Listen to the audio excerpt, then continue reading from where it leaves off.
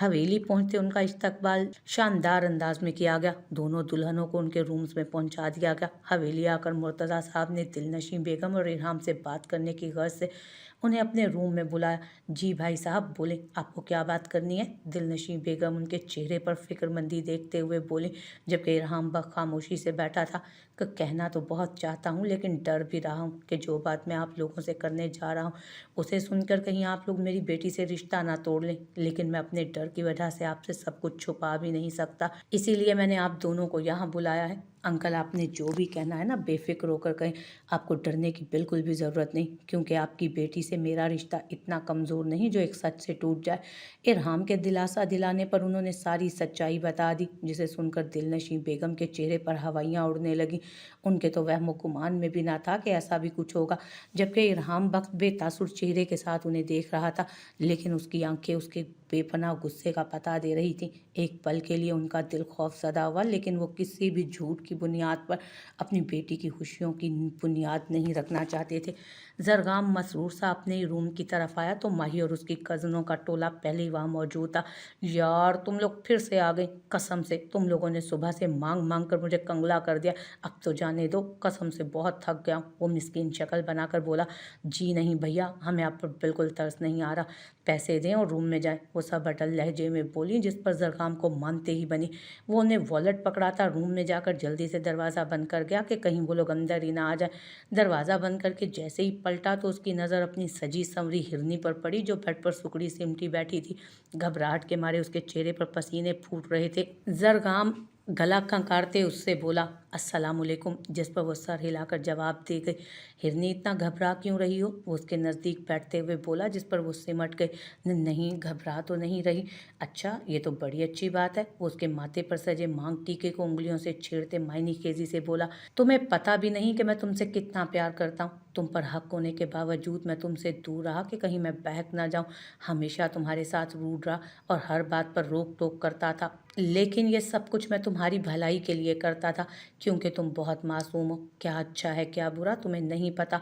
हिरनी, I love you so much. आज मैं बहुत खुश हूँ। आज का दिन मेरे लिए बहुत ज़्यादा अहमियत रखता है, क्योंकि आज के दिन तो मेरी ज़िंदगी में पूरी तरह से शामिल हो गई हो। आज का दिन मेरी ज़िंदगी का सबसे खूबसूरत तरीन दिन है। ये अकड़ू सड़ू साइको मैन अपनी हिरनी से बहुत प्यार करता है। वो मोहब्बत से उसके गाल पर बोसा देने लगा, जिस पर वो शर्म से सुर्ख हो गई। अरहाम वक्त अपने रूम का दरवाज़ा खोलकर अंदर दाखिल हुआ तो तनावुश को नमाज पढ़ने में मशगूल पाया। उसने शादी का जोड़ा उतार कर काले रंग की शलवार कमीज पहन रखी थी। काले दुपट्टे के हाले में मुकीद उसका खूबसूरत चेहरा बहुत हसीन लग रहा था। ऐसे लग रहा था कि जैसे काले बादलों की ओर से चांद झांक रहा हो। उसके मासूम चेहरे पर इतना नूर था कि अरहाम वक्त इर्द गिर्द का होश बुलाए दरवाजे से टेक लगाए उसे देखे गया। तनावुश ने खुशू खजू से नमाज पढ़ी और फिर दुआ मांग कर उठी तो उसकी नज़र बेखुद खड़े इरहाम पर गई तो वो हड़बड़ा गई। इरहाम कदम बढ़ाता उसकी जानिब आया। सॉरी, मुझे नमाज पढ़नी थी इसलिए ड्रेस चेंज कर लिया। मैं अभी पहन लेती हूँ। उसे जहाँ तक मालूम था कि दुल्हन शोहर की इजाज़त के बगैर शादी का जोड़ा नहीं उतारती, मगर उसने तो उतार दिया, इसलिए उसे लगा कि इरहाम नाराज़ हो जाएगा। इरहाम बिना कुछ बोले उसके सामने जा खड़ा हुआ और खामोश नज़रों से उसे देखने लगा। ऐसे क्या देख रहे हैं? इरहाम को मुसलसल अपनी तरफ देखता पाकर वो कंफ्यूज होती बोली, देख रहा हूँ कि क्या मैं सच में इतना खुशकिस्मत हूँ कि खुदा ने बिना किसी आजमाइश के मुझे मेरी मोहब्बत अता कर दी। वो गंभीर लहजे में बोलता 2 कदम का फासला मिटाते उसके नज़दीक हुआ। आपने मुझसे शादी क्यों की? तनावुश अपने दिल में पनपते वहम को दूर करने की खातिर बोली, क्योंकि मुझे आपसे मोहब्बत हो गई थी, इसलिए बिना वक्त गंवाए मैंने आपको अपने नाम कर लिया। जो झूठ झूठ बोल रहे हैं आप। आपने मुझसे निकाह गाँव वालों की वजह से किया है ना? ज़रूर आपके बाबा ने फोर्स किया था, इसीलिए आपने एक बेसहारा लड़की से शादी की। नहीं तो कोई पागल ही होगा जो एक बेनाम बेसहारा लड़की को अपना नाम देगा, जिसे उसके अपने घर वालों ने ठुकरा दिया। वो आंखों में नमी लिए खुद अजियती से बोली, सीरियसली आपको लगता है कि सैयद इरहाम वक्त इस पूरे इलाके का सरदार उसको कोई शादी के लिए फोर्स कर सकता है? वो बिना दिली रजामंदी के खुशी खुशी निकाह कर लेगा? सरदारनी साहिबा, बहुत भोली हैं आप। शायद आप जानती नहीं कि सरदार सैयद इरहाम बख्श को कोई किसी काम के लिए मजबूर नहीं कर सकता। एक बात आप अच्छे से अपने इस छोटे से दिमाग में बिठा लें कि मैंने आपसे शादी किसी के भी मजबूर करने पर नहीं बल्कि अपने दिल की पूरी आमादगी से की है। और आप मेरी ज़िंदगी में आने वाली पहली और आखिरी लड़की हैं जिसने मेरे दिल के साथ साथ मेरी रूह पर भी कब्जा कर लिया। आप मेरी नस नस में समा चुकी हैं। आपकी चाहत मेरी रगों में खून बनकर दौड़ रही है। आपसे मिलकर मेरे दिल ने धड़कना सीख लिया है। अब से आप मेरी धड़कनों की अमीन है। इरहाम बख्त अपनी बेहद जज्बे लुटाती निगाहों से उसके गुलाब के मानित महकते सरापे को देखते हुए बोला। तनावुश को यकीन नहीं आ रहा था कि कोई किसी से सिर्फ सिर्फ चंद दिन में इस कदर शिद्दत से मोहब्बत भी कर सकता है। वो बेयकीन नज़रों से इरहाम के दिलकश चेहरे को देखे गई। उसकी आंखों से छलकती बेयकीनी को महसूस करके इरहाम बख्त दिलकशी से मुस्कुराया।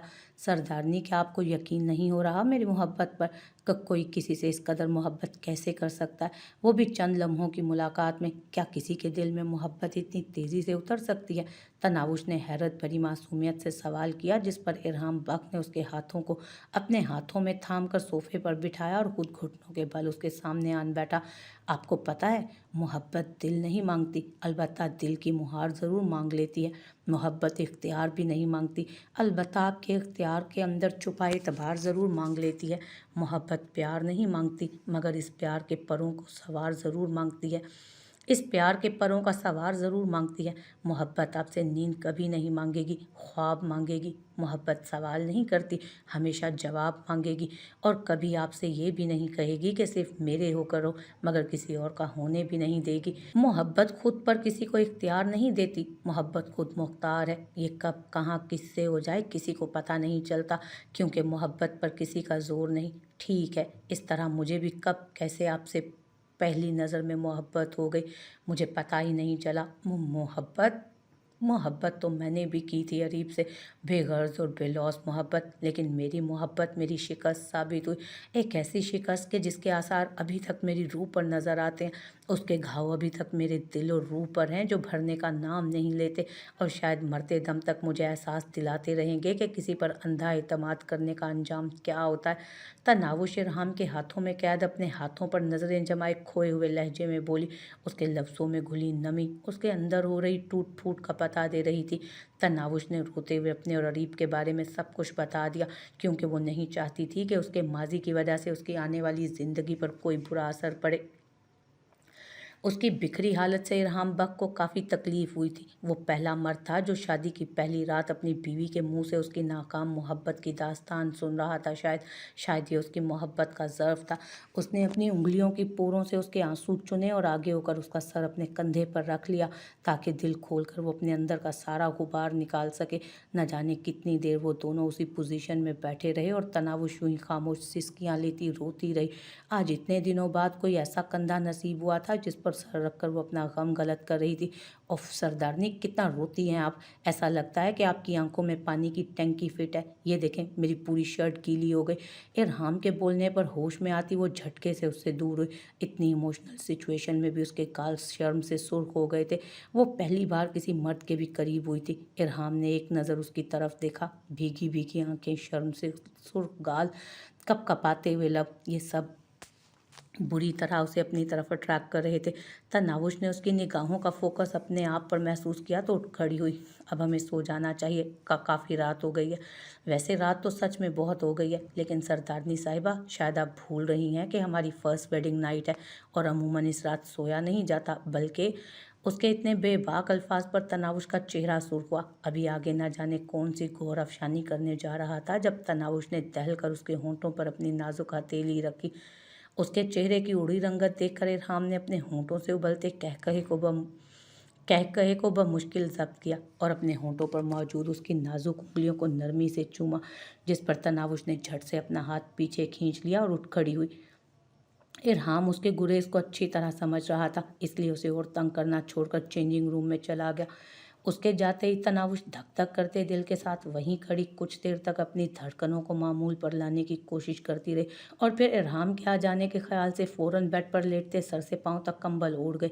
कुछ देर के बाद इरहाम फ्रेश होकर बाहर निकला तो तनावुश को कंबल में लिपटा देख एक बार फिर उसके होंठों पर दिलकश मुस्कुराहट छाई। वो बेड के दूसरी साइड पर दराज हुआ और गठड़ी बनकर लेटी तनावुश को खींच कर खुद से लगाया, जिस पर वो हल्का सा कसमसाई, चुप चुपचाप लेटी रहे, कुछ नहीं कर रहा। वो उसके कान के पास लब किए गंभीर आवाज़ में बोला और आंखें मूंद कर सोने की कोशिश करने लगा, जो कि उसके खूबसूरत वजूद के होते नामुमकिन था। खिड़की खिड़की से छनकर आती सूरज की किरणें उसके हसीन चेहरे पर पड़ रही थी, जिसकी वजह से वो कभी आंखों पर हाथ रखती तो कभी नींद में खौफ से सर इधर उधर करती। अभी भी वो पेशानी पर बल डाले होंठ भींचे नींद पूरी कर रही थी, जबकि जरगाम अफंदी आंखों में खुमारी लिए कब से उसके खूबसूरत चेहरे को देख रहा था, जो उसकी कुर्बत के रंगों से सजा और बेहसीन लग रहा था। अचानक वो झुका और उसके फूले फूले गालों पर एक शिद्दत भरा बोसा दिया, जो कब से उसको अपनी तरफ माइल कर रहे थे। शेव की चुभन महसूस करते सीरत की आंख पट से खुल गई। उसने हड़बड़ाकर आंखें खोली तो उसकी नज़र जरगाम की खुमार भरी आंखों से टकराई, जो बेखुदी से उसे तक रहा था।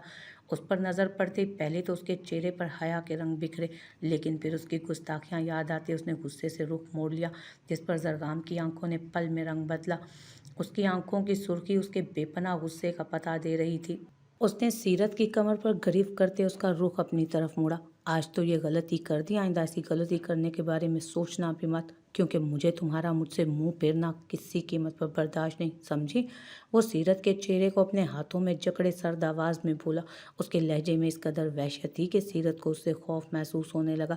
सीरत को उसके इसी गुस्से से डर लगता था। उसने अपनी आंखें मीच कर खुद को रोने से बाज रखा। उसको इस तरह देख जरगाम को अपने लहजे पर अफसोस हुआ। रोना बंद करो, मैं तुम्हें डांट नहीं रहा था, मैं तो बस ये कह रहा था कि चाहे तुम मुझसे कितनी भी नाराज़ हो, लेकिन तुम मजाक में भी मुझसे मुंह मत फेरा करो, क्योंकि इससे मुझे तकलीफ होती है। वो सीरत को अपनी गिरफ्त में लेते प्यार से समझाते हुए बोला, आप बहुत बुरे हैं और गंदे भी, हमेशा मुझे डांटते हैं और रुलाते भी हैं, आप बिल्कुल भी अच्छे हस्बैंड नहीं हैं, समझे।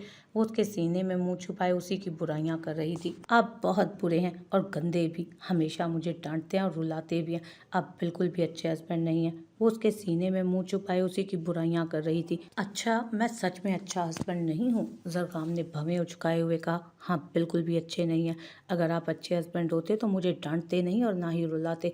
वो दोनों हाथ जरगाम के सीने पर रखे आंखों में गुस्से और आंसू लिए बोली, मैं सच में वाकई बहुत बुरा हस्बैंड हूँ। शादी की पहली सुबह अपनी छोटी सी प्यारी सी बीवी को रुला दिया। प्लीज़ मुझे माफ़ कर दो, आइंदा से अब सिर्फ प्यार करूँगा, ठीक है। वो अपनी कांच सी आंखों में शरारत लिए बोला, आज के बाद डांटेंगे नहीं और गुस्सा तो बिल्कुल भी नहीं करेंगे, और मेरे लिए रोज़ चॉकलेट, आइसक्रीम, चिप्स और ढेर सारी कैंडीज़ लाएंगे। अगर आप मेरी ये शर्तें सारी पूरी कर दें तभी मैं माफ़ करूँगी। हैं, ये सारी चीज़ें मैं लाऊंगा? जरगाम तो उसकी इस फरमाइश सुनकर हैरत में मुब्तला हुआ। आपको माफ़ी चाहिए या नहीं? माफ़ी तो चाहिए, लेकिन ये ज़रार, आप मेरे लिए इतना सा नहीं कर सकते? वो फ़ौरन आंखों में नमी लाते बोली। ये जरगाम का बख्शा हुआ मान था जो इस तरह से उससे बात कर पा रही थी। ओके ओके, मुझे अपनी हिरनी की हर शर्त मंजूर है, अब तो मैं गुड हस्बैंड हूँ ना। उसकी छोटी सी नाक पर अपनी नाक रब करते हुए वो बोला, जिस पर उसकी खिलखिलाहट पूरे कमरे में गूंजी। जरगाम ने मोहब्बत से उसके चेहरे को देखते दिल से दुआ की कि खुदा यूं ही उसे हमेशा हंसता मुस्कुराता हुआ रखे। बहू, तुम्हें पता है ये मुर्तज़ा कहाँ गया है? सब बैठे नाश्ता कर रहे थे जब अचानक रज़ा हैदर शाह ने माम बेगम से पूछा, मुझे नहीं पता बाबा जान कि वो 2 दिन से कहाँ हैं, और ना ही मुझे बता कर गए हैं। उस मनहूस लड़की के जाने के बाद उन्होंने तो दीबा और मुझसे बात करना ही छोड़ दिया है। मनहूस खुद तो चली गई, लेकिन मेरे शोहर को मुझसे दूर कर गई। खुदा करे कि उसको कभी। बहू, कुछ भी उल्टा सीधा बोलने से पहले ये सोच लो कि क्या इस लायक हैं आप लोग कि किसी को बद्दुआ दे सकें। याद रखना मेरी बात, कि अगर किसी को बद्दुआ दी जाए तो वो उसका अहल ना हुआ तो वही बद्दुआ लौट कर देने वाले के पास आ जाती है। रज़ा हैदर ने बरहम आवाज़ में कहा, जिस पर वो उनका लिहाज करती खामोश रह गई। मामा, मेरा नाश्ता हो गया, मैं ऑफिस जा रहा हूँ। अरीब ने बिना दीबा पर एक नज़र डाले शुमाइला बेगम को मुखातिब करते हुए कहा। पिछले 2 दिन से वो दीबा से बात नहीं कर रहा था, ऊपर से उसने भी अकड़ दिखाते उसको इस बार मुखातिब भी नहीं किया। दोनों अपनी अपनी अना के खोल में सिमटे एक दूसरे से बात ही नहीं कर रहे थे। अचानक खामोश माहौल में मोबाइल की रिंगटोन ने इर्ताश पैदा किया। हेलो, कहाँ हो तुम? पिछले 2 दिन से तुम घर से बाहर हो, कहाँ हो, कब आओगे? कुछ खबर ही नहीं दी। मोबाइल कान से लगाते शाहनवाज शाह ने पूछा। फ़ोन के दूसरी तरफ मुर्तज़ा साहब थे। उन्होंने 5 मिनट बात की और फिर कॉल कट कर दी। बाबा जान, मुर्तज़ा की कॉल थी, वो लुधियाना में है। उसके किसी जानने वाले के यहाँ कल शादी थी, जिसके लिए वो वहाँ गया है, और आज रात वलीमा है, हम सबको शिरकत के लिए बुलाया। उसने कहा है कि सबका आना लाजमी है। ये क्या बात हुई? पहले तो बिना बताए खुद ही चले गए और अब ऐन वलीमे के दिन बोल रहे हैं कि फैमिली शिरकत करे पूरी की पूरी। शुमाइला बेगम भवें उचकाते हुए बोली, बहू अगर कोई इतने प्यार से दावत दे रहा है तो हमारा हक बनता है कि हम उसे दिल से कबूल करें। मेरा फैसला है कि आप सब जा रहे हैं, बस बात खत्म। और एक और बात, वहाँ जाकर हम सादिया आपा से भी मिल लेंगे। कितने साल हो गए, ना तो वहाँ से कोई आया और ना हम में से वहाँ कोई गया। अब मौका मिल रहा है तो वहाँ भी हो आएंगे। सादिया आपा रुकैया शाह की बहन है और शाहनवाज और मुर्तज़ा शाह की खाला, जो लुधियाना के पास गाँव में चौधरियों के यहाँ ब्याही गई।